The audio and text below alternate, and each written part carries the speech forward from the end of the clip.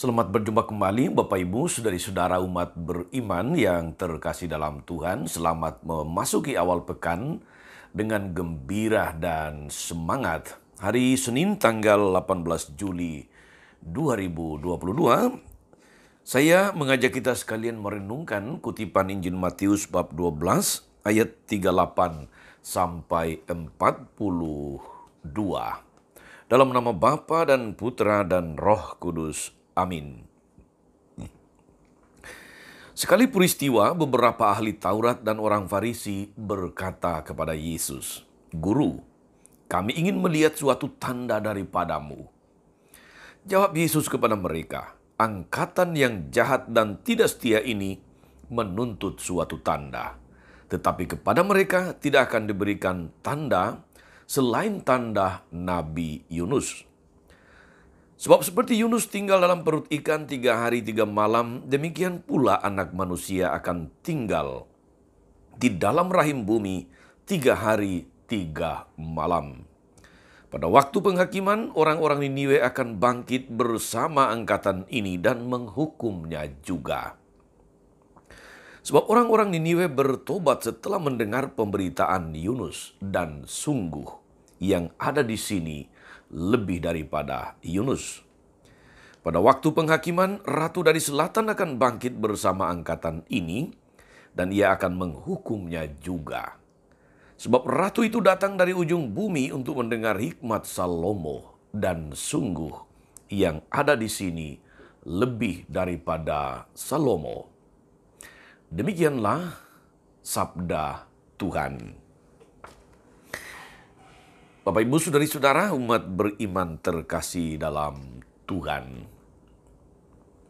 Seorang pengunjung pameran lukisan kecewa ketika ia melihat atau ia tidak melihat suatu lukisan pun yang menarik hatinya. Padahal di situ begitu banyak lukisan yang dipajangkan atau yang dipamerkan. Tetapi dia kecewa karena tidak melihat sesuatu lukisan pun yang menarik hatinya. Lalu dia kemudian mengeluh. Dia katakan kepada temannya yang asik-asik saja menikmati pameran itu dan nampaknya sungguh tertarik dan bersemangat. Lalu temannya ini mengatakan kepada dia, andai kata mungkin, andai bisa, saya ingin meminjamkan mata saya kepadamu untuk melihat keelokan karya-karya lukisan ini. Saudari-saudara umat beriman terkasih, ini sekedar sebuah gambaran tentang bagaimana menilai, melihat sesuatu dengan sudut pandang tertentu. Ya, seandainya pengunjung itu mampu menikmati lukisan dengan mata seorang seniman, pasti kesannya akan berbeda. Pasti dia tidak akan kecewa. Pasti dia tidak akan merasa sia-sia mengunjungi pameran lukisan itu. Saudari-saudaraku, umat beriman terkasih dalam Tuhan, itulah persoalan yang dihadapi oleh Yesus ketika orang-orang Farisi, ahli-ahli Taurat meminta tanda kepadanya sebagaimana kita dengar dalam perikop Injil Matius tadi.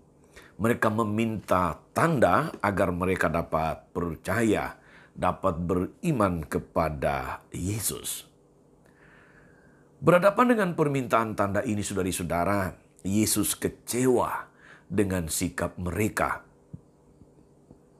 Jika iman kepada Yesus atau jika iman kepadanya hanya ditumpuhkan pada tanda, pada bukti-bukti, mereka tidak akan pernah mendapatkannya. Yesus tidak mau tampil untuk dikagumi kehebatannya. Yesus tidak ingin tampil sebagai jagoan yang menunjukkan kehebatannya. Semua mujizat atau tanda yang dibuat oleh Yesus hanyalah sarana supaya umat merasakan kehadiran kasih Allah yang nyata di tengah umat, belas kasih Tuhan kepada mereka yang sungguh membutuhkannya, yang sungguh mengharapkan dan merindukannya. Jika mereka tidak punya iman kepadanya, maka ribuan jutaan mujizat atau tanda pun itu tidak akan berguna, tidak akan meyakinkan mereka. Saudara-saudara, umat beriman terkasih dalam Tuhan. Kita dapat bayangkan mereka hanya mau mencari tanda-tanda berupa mujizat,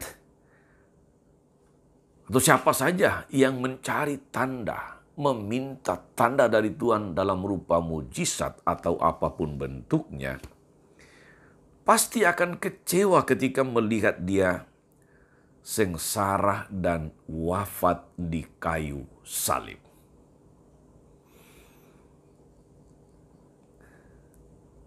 Sebenarnya tanda-tanda itu bukan tidak ada.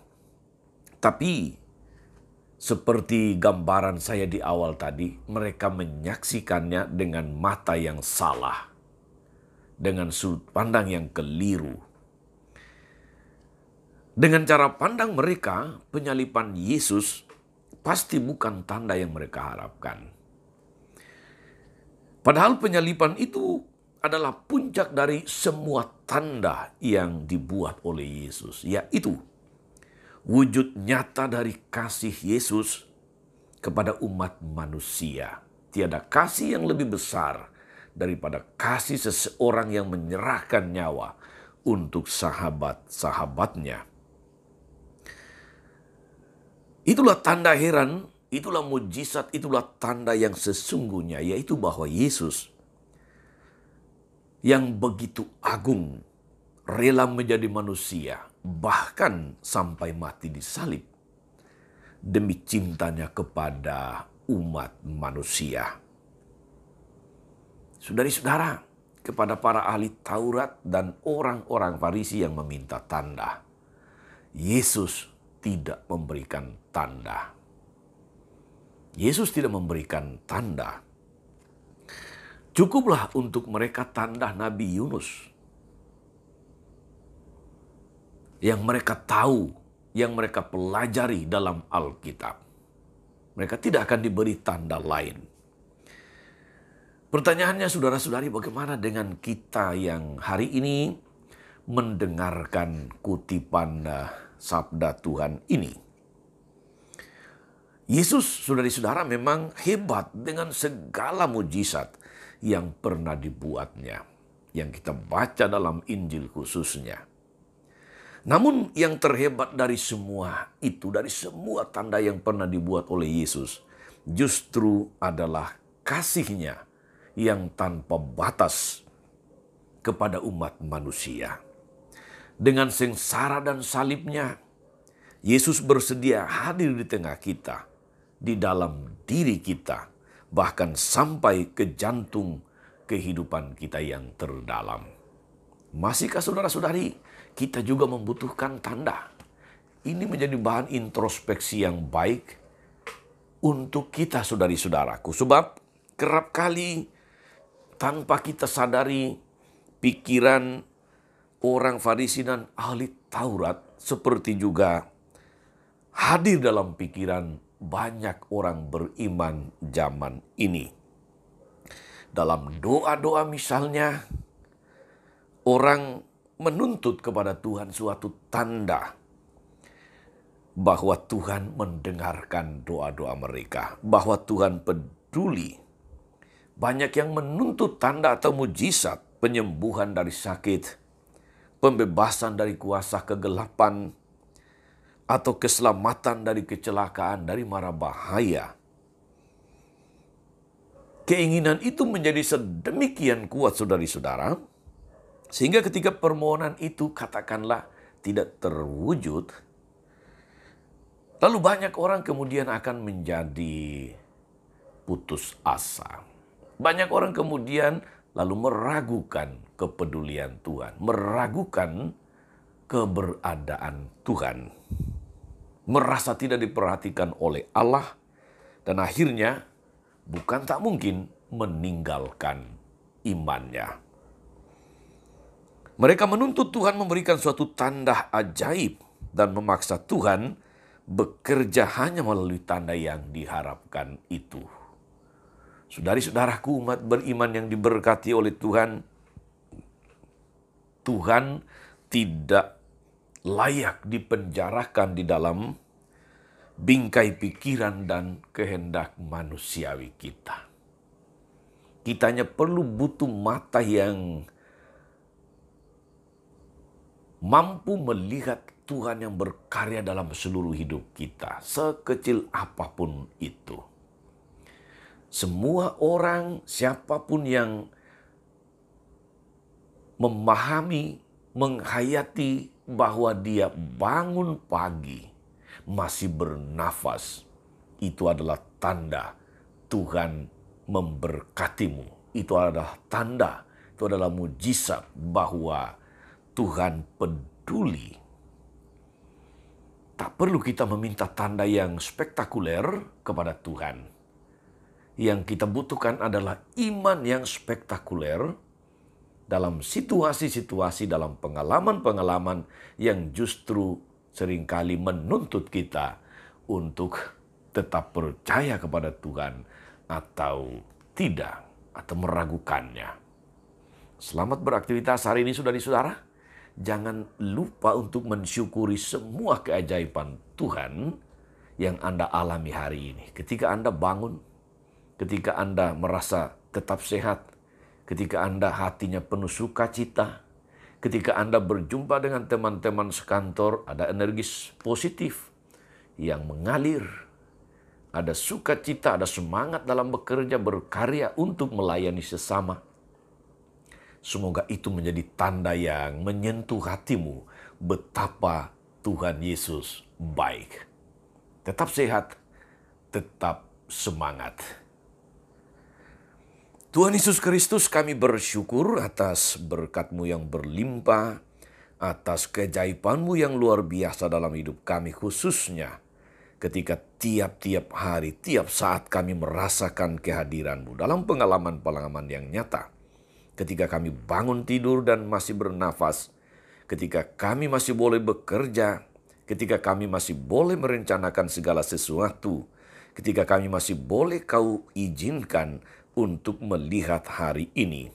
Semoga pengalaman-pengalaman dan kesadaran ini semakin membuat kami mensyukuri betapa Engkau baik, betapa Engkau ajaib dan bijaksana dalam menyelenggarakan hidup kami. Semoga hari ini hidup kami, keberadaan kami senantiasa merupakan kesaksian bahwa Engkau baik dan mampukan kami untuk menjadi berkat bagi siapapun. So, Engkaulah Tuhan dan pengantara kami sepanjang segala masa. Amin. Saudari-saudara sekalian, berkat Allah turun atas saudari-saudara, atas mereka yang kita doakan atau kita janjikan doa mereka yang sakit dan menderita. Segala rencana, karya dan pelayanan hari ini, Bapa dan Putra dan Roh Kudus. Amin.